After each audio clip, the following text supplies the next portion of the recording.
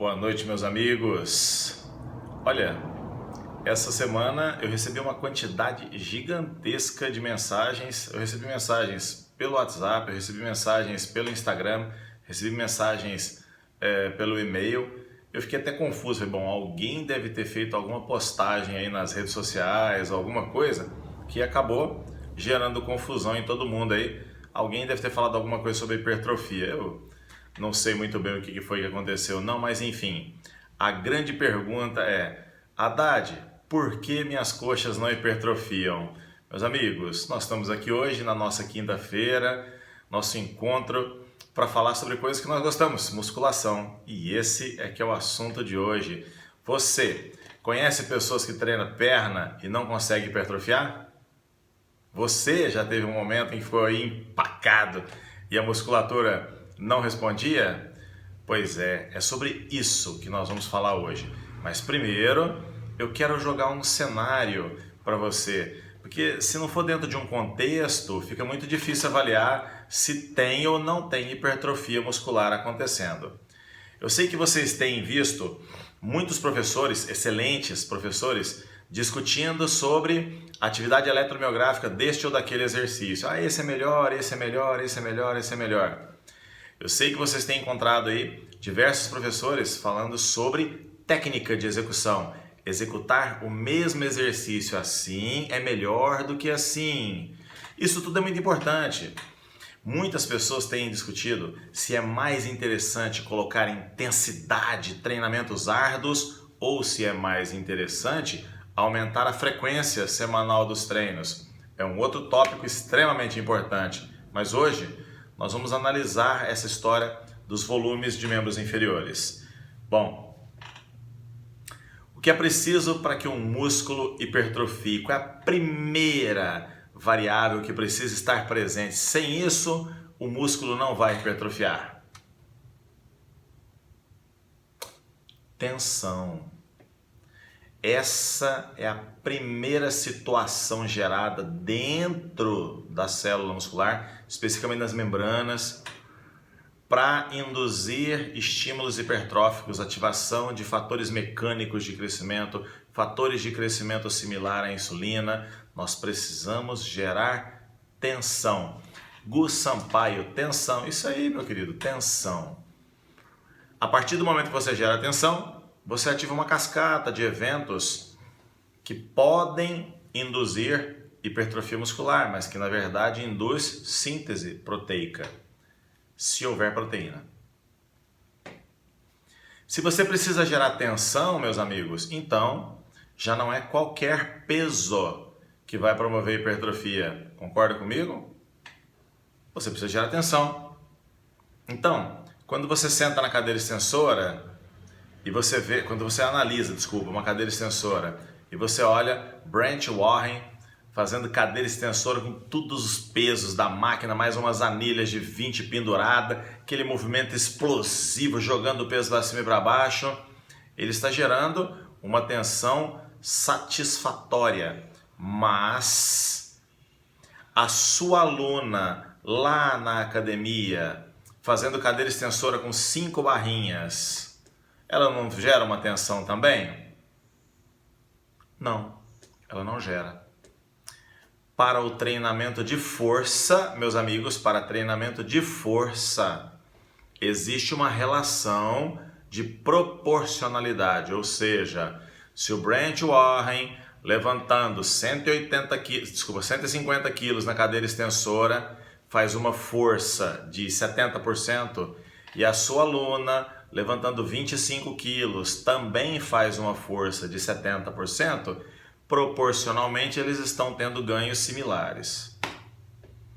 Para hipertrofia, a tensão que ele gera na cadeira extensora é infinitamente maior do que a tensão que ela gera, e ele vai conseguir maiores ganhos do que ela. Entenderam esse primeiro ponto? Cadeira extensora é facinho de analisar, né? Pesado, leve, pronto, não tem problema, muito fácil. Agora eu vou convidar vocês para um outro exercício, leg 45, ok? Imagina você tentando gerar tensão nas coxas, Para de falar que trabalha quadríceps, que trabalha glúteo, coxa. Fazendo leg 45, ok? Entendeu?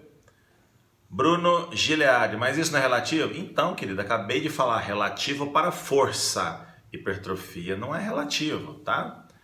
Agora vamos lá. Leg 45. Você tem uma pessoa fazendo leg 45 com 400 quilos. Uma flexão boa de joelho e quadril, um movimento dominando, empurrando com os calcanhares, tudo indo muito bem. Do outro lado, na máquina ao lado, você tem uma pessoa fazendo leg press com 120 quilos. De novo, vamos imaginar que 400 quilos representam 70% da força da pessoa e que 120 quilos representa 70% da força da outra pessoa.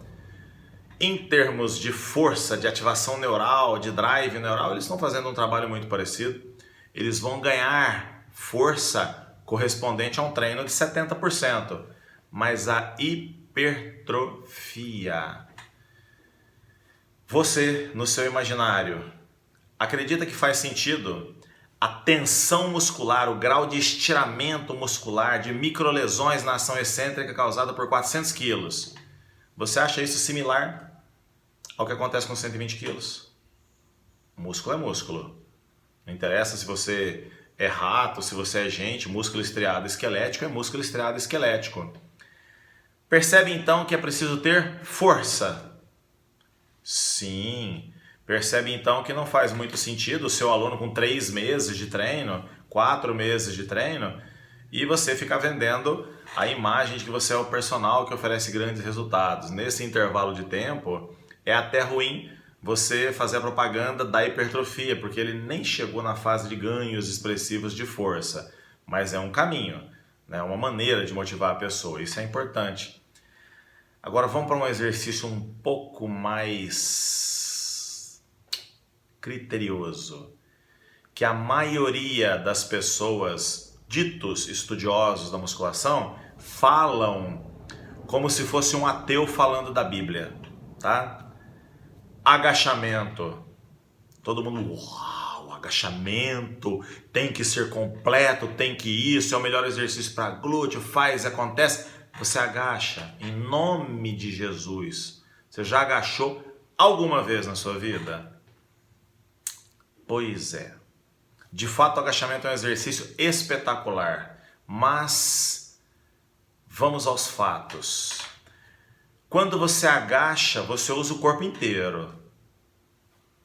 Ombros, eretores espinhais, quadris, as coxas, as pernas, usa tudo. Tudo. Faz força até no olho, de tanto que aquilo é importante para você. Mas eu quero que você pense o seguinte: agachar fortalece a lombar? Claro que fortalece, não responde errado não. Agachamento fortalece a lombar. Tem estudos publicados sobre isso, né? Agachamentos com 80%, excelente para sua lombar. Mas a pergunta que eu estou te fazendo é assim, vamos chamar todos esses músculos de sinergistas, tá? Os do quadril, da coxa, perna, já que está agachando, está todo mundo fazendo o trabalho. Tudo bem? Só para a gente simplificar a conversa. Você fez agachamentos durante 10 semanas, toda semana você agachou. Entendeu? A força que você ganhou nas costas foi similar à força que você ganhou nos membros inferiores? Vou te ajudar a responder isso. Quando você agacha no treino de perna. Tô contando mentira? Não, você bota no treino de perna, você faz agachamento. Tudo bem? Tudo bem. Agora presta atenção. É que depois do agachamento, ou antes do agachamento, ou em algum lugar, você fez também leg press, extensora, hack, stiff, você fez um monte de exercícios para as coxas que não eram tão importantes para sua lombar. Você está percebendo que você estimula de uma maneira muito expressiva os músculos das coxas e fica achando que as suas costas vão acompanhar isso? Quando eu digo para você que o primeiro estímulo é tensão, você tem que pensar em exercícios como agacho, afundos, o tanto que é difícil você gerar tensão nos membros inferiores. Primeiro porque a técnica exige de você pra caramba. Segundo, porque você não tem costas para fazer isso. O Haddad, mas aí é proporcional à força das costas, tua perna não vai hipertrofiar. Entende isso? Se as suas costas aguentam 40 quilos de cada lado, as suas pernas aguentariam 140 quilos, está aquém do que precisa, entendeu? Mas não estou dizendo que é ruim agachar com 40 quilos, não, é excelente. O que eu estou tentando te dizer, e esse é o ponto que mais vai chamar a sua atenção.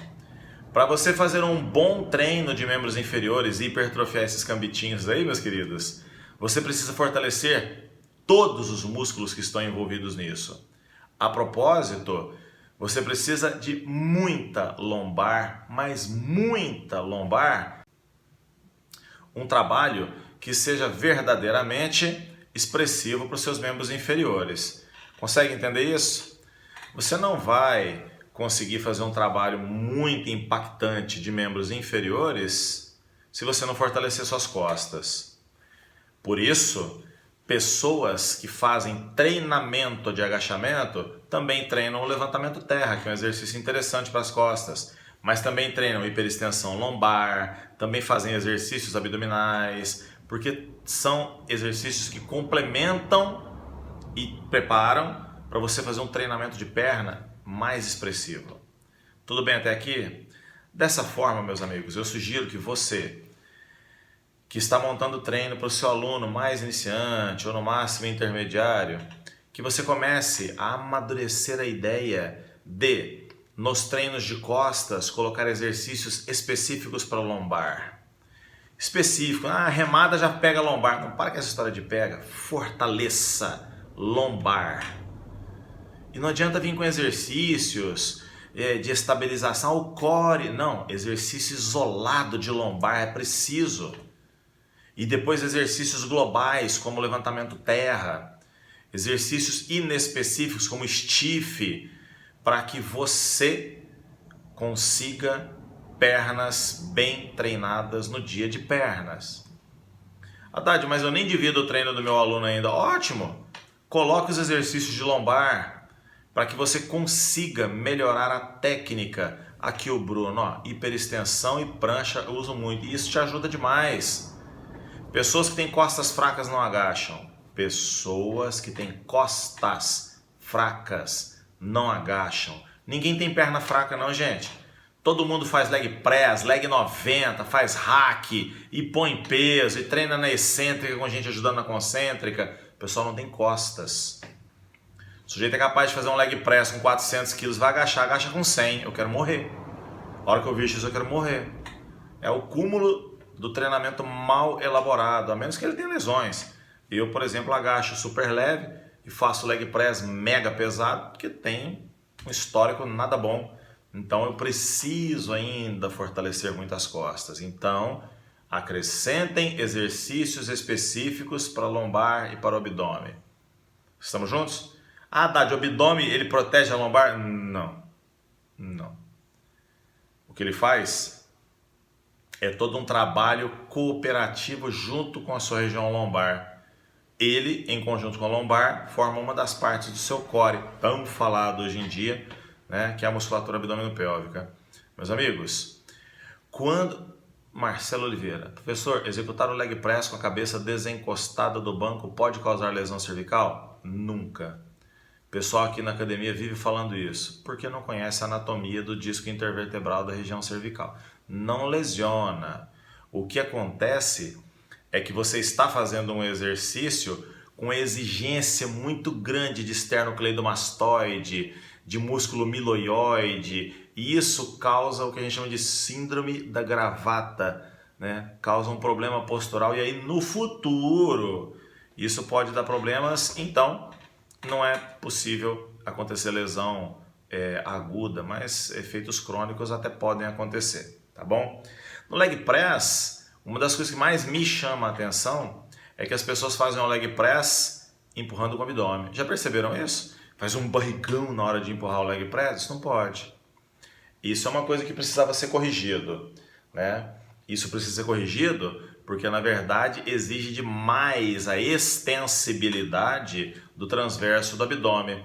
E isso desestabiliza toda a região lombar sua, porque é lá que está a origem do transverso do abdômen. Péssimo para você.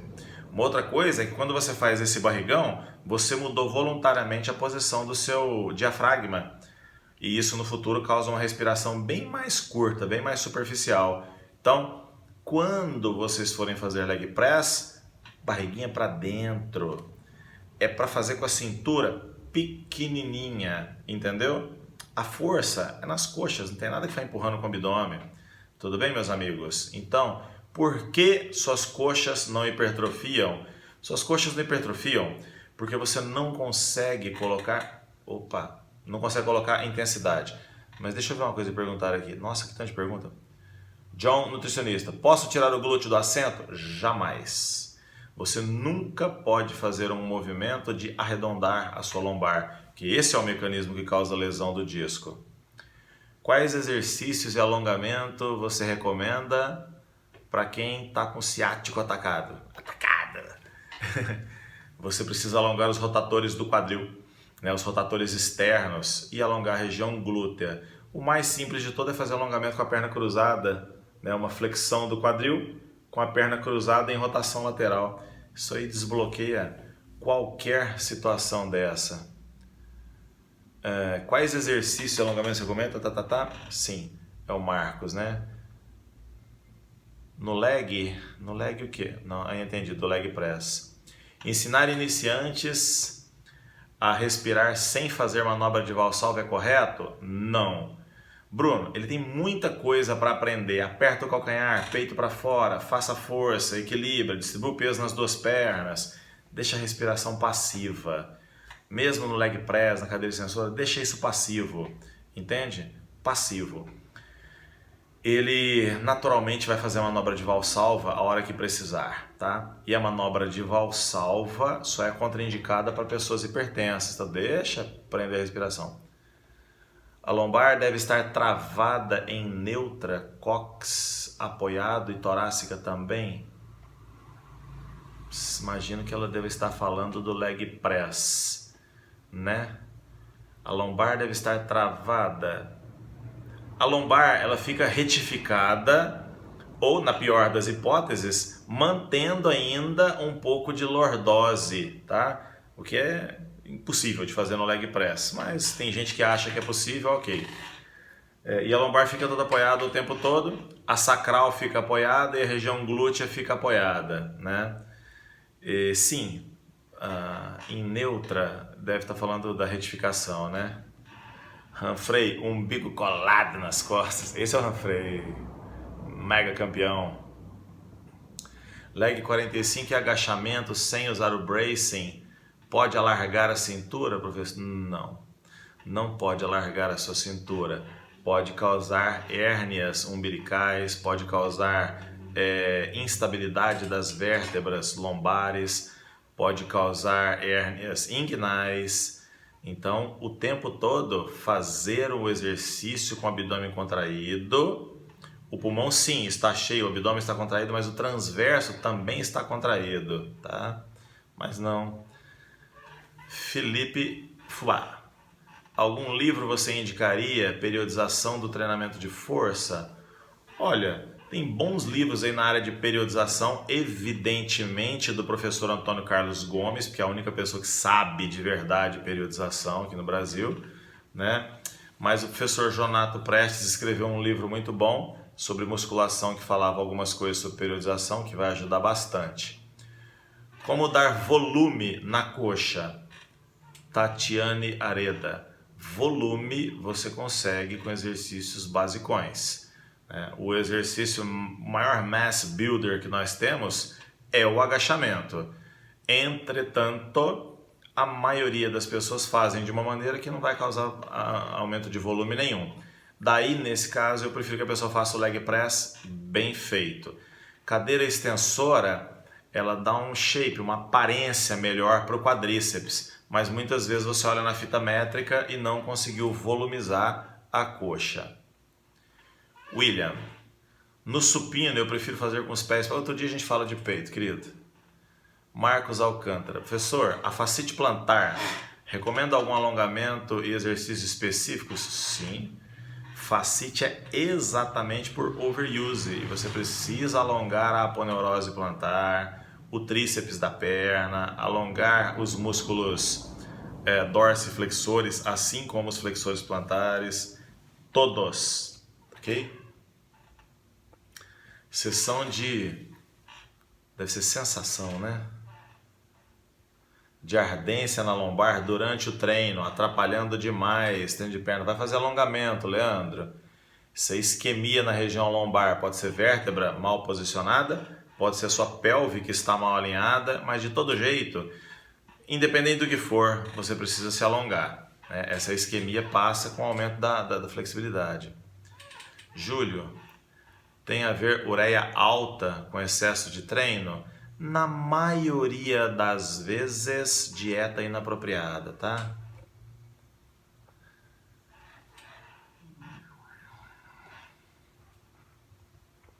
Como elaborar um treino para iniciantes? Almeida, RL 2014. Meu amigo, o treino para iniciante, ele tem que estar centrado em habilidades motoras. Quais são as habilidades motoras da musculação? Empurrar, puxar e agachar. Então selecione exercícios onde o seu aluno empurra, onde o seu aluno puxa e onde ele agacha. Significa o quê? Supinos, remadas, puxadas, leg presses, agachamentos. Né? Não é tão interessante ficar passando exercício do tipo cadeira extensora, adutora, abdutora, pull down na corda, tríceps na corda, que isso não vai ajudar muito essa pessoa a aprender os movimentos essenciais dos treinos que ainda virão. Kelson, 20 anos depois, uma aula com esse fantástico professor. Ô, querido, muito obrigado pelo fantástico professor, tamo junto aí. Grande Valdir Sattler, esse é o homem que mais conhece musculação, nosso professor Verdão, inaugurando aí em grande estilo. Saudade de você. Você está intimada a estar aqui no dia 13/7 no nosso curso de Cinesiologia Avançada da Musculação, viu, Valdir? Aliás, todos vocês, não percam, que o curso realmente é fantástico. Esse de Cinesiologia, eu achava que o curso de treinamento de coxa era forte, mas o de Cinesiologia com certeza é melhor. Como dividir o treino de membro inferior em um dia com ênfase em quadríceps e depois do devido descanso enfatizar isquiotibiais? Por que você faria isso? Gilvan, você faria isso se por acaso os isquiotibiais não estivessem respondendo de maneira satisfatória. Aí você divide, né? E você vai fazer exercícios que de fato sejam para isquiotibiais. São os flexores, o stiff. É porque eu vejo gente falando assim, vou fazer exercício posterior de coxa, o cara treina leg 90. Eu falo, de onde você tirou que o leg 90 é um exercício para os isquiotibiais? Ele é um exercício que os isquiotibiais são fortes e sinergistas, mas exercício de quadríceps, gente. Então, eu, quando estava muito forte, fazia treinos divididos. Hoje, como estou muito fraco, faço treinos completos, onde eu começo pelos isquiotibiais e termino nos quadríceps, e o outro eu começo no quadríceps e termino pelos isquiotibiais. Que dia você vem na Mamute? Fica frio, Leandro. O dia que eu for, eu vou ir para arrebentar aquela cadeira extensora que vocês colocaram aí. André Reis. Tô querendo ir dia 13. Isso mesmo. Tem que vir. Proteína em excesso. Proteína em excesso, causa. Fábio JS Guima. E essa de manter os cotovelos apontados para baixo faz a diferença no agachamento? Fábio, é só você pensar. O cotovelo do cara estava jogado para trás. Trapézio tenso, deltoide posterior tenso, a barra tinha onde se apoiar. Aí você inventa de abaixar os cotovelos. A vértebra está apoiada agora na sua coluna. Depois você me conta o que aconteceu. E o treino de coxa para ciclismo endurance. Coach Pedrones, grande Pedrão. Muitas pessoas têm insistido nisso, em treinar coxa para melhorar o ciclismo de endurance. Está errado.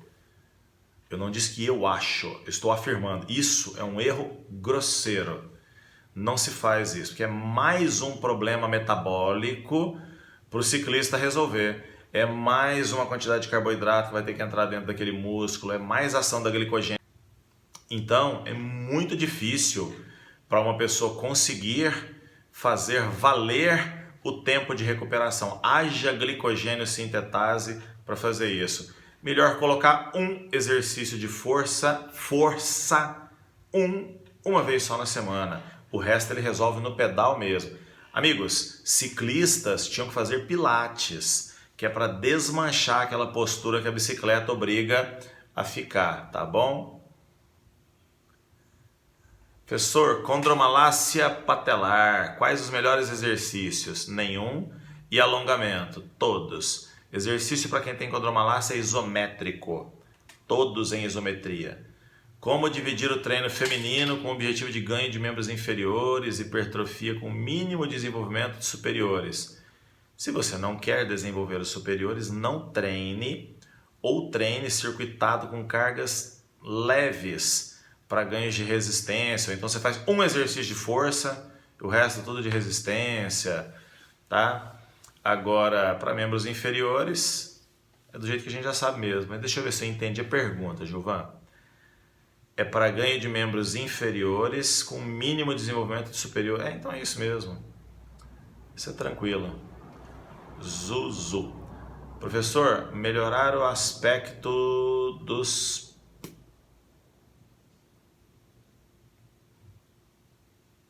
E não sei o que você perguntou.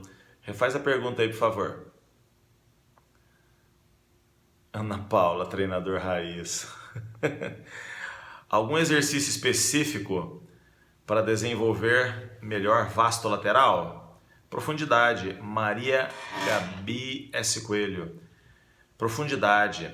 As pessoas não conseguem desenvolver vasto lateral porque elas não agacham do jeito que precisa e porque elas não fazem leg press mais profundo. Aí não tem necessidade desse trabalho todo do vasto lateral, né? John, nutricionista, no agachamento, a ponta pode ver levemente para ou devem... Ixi, John, não entendi nada do que você falou. Onde será o curso? Letícia Machado, curso em Uberlândia, dia 13/7.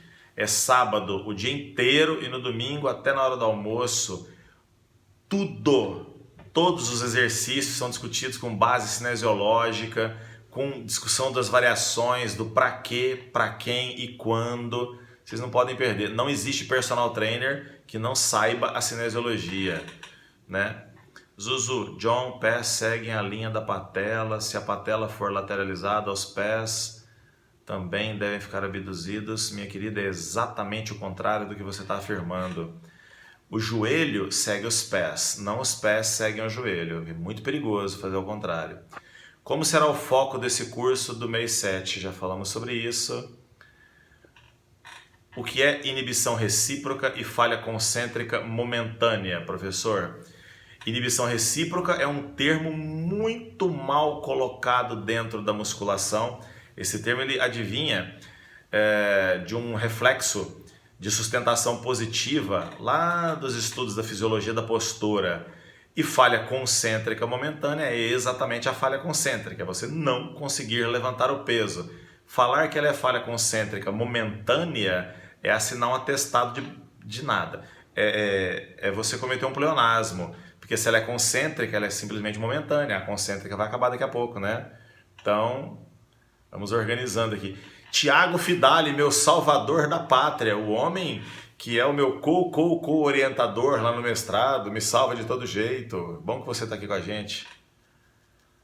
Tiago Lima, quando vem para Fortaleza? O dia que vocês organizarem e me chamarem, eu vou toda hora. Pensando em treino feminino, como dividir para elas que treinam todo dia? Um dia inferior, no outro superior. Pensando em aluna avançada, como administrar a intensidade e o volume de treino? Se a pessoa treina todo dia, e se você for estimular mais vezes por semana, Gilvan, você diminui a intensidade, né? Porque você está aumentando a frequência, então você precisa melhorar o tempo de recuperação. Já que não tem como melhorar o tempo de recuperação, você evita o desgaste. E aí você abuse nos exercícios mais específicos para aquela pessoa. Nesse caso específico, vale aquele pensamento engraçado que algumas pessoas... Um dia eu treino quadríceps, um dia eu treino glúteo, um dia eu treino posterior. Não, não é assim. Mas a ideia é você tentar enfatizar através da frequência. Quais exercícios macetes para um aumento de volume do vasto lateral? Já falamos, você é foda. Não, foda é outra coisa. Obrigado. Meus amigos, então vou recapitular com vocês aqui, olha.